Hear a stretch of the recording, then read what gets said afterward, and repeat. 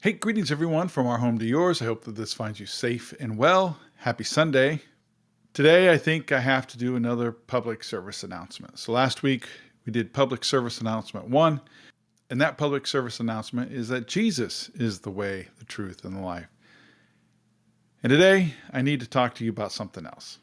So this week, someone that I believe to be a great man died.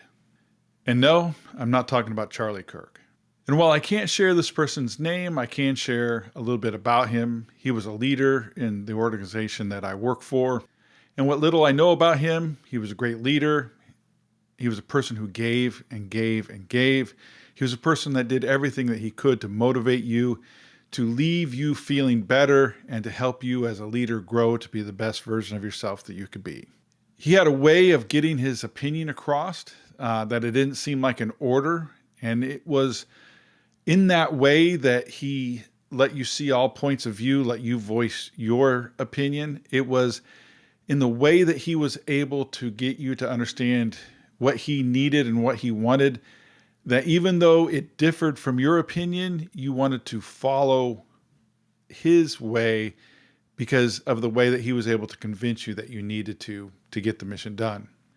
And in every interaction I ever had with him, he was selfless. But unfortunately, what we have heard is that he died from his own hand. And that not only breaks my heart, but it makes me mad. Mad because we associated with the military, we who have been in the military, we know better. Mad because there are people to talk to, there are hotlines to call, there are people to reach out to, there are phone calls that can be made, there are doctors that can be seen, there are counselors to talk to at any time of the day. And we can call if we need help. But there's also this band of brothers, this brotherhood, if you would, that has stood up to say, I am here for you. But in this case, I'm not sure that they were. And we don't think that he called out for help. We don't think that he used those resources available to him to talk about what was going on and to maybe come up with another solution other than the permanent one that he made. This person gave and gave and gave, and in crisis and chaos, he led from the front, and he led wonderfully.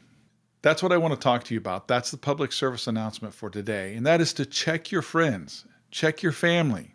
What are they going through? Are they acting different? Are they talking different? Are they doing things different? Are they listless and hopeless? You see, God calls us not just to go out into the world and spread the gospel, but God calls us to help others. In Philippians, we are told to do nothing out of selfish ambition or conceit, but humbly, in all humility, treat others as better than yourself. In fact, it goes on to say, everyone should not look into their own interests, but rather the interests of others. Now that is difficult and that is hard.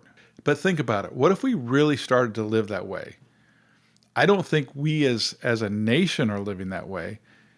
And I think that's partially because we as churches have forgotten this mandate.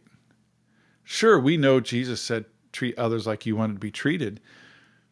But Paul takes it up a little bit more as the writer of Philippians, and he says, treat them better than yourself. Think of them before you think of yourself.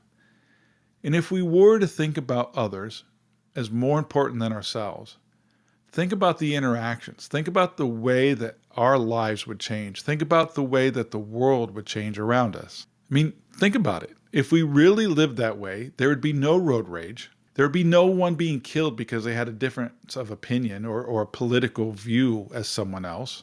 There'd be no theft. There'd be no violence.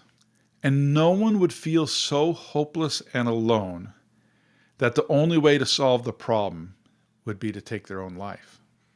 I believe the world can be a better place if we consider others as more important than ourselves.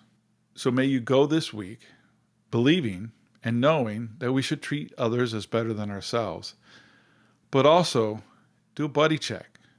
Look at the people around you, look at your family and your friends, your compatriots, your coworkers. Look them in the eye. Ask them the hard questions. Make sure they're okay. If not, be that ear or find that professional that can help them. Grace and peace to you. God bless you. Have a great week.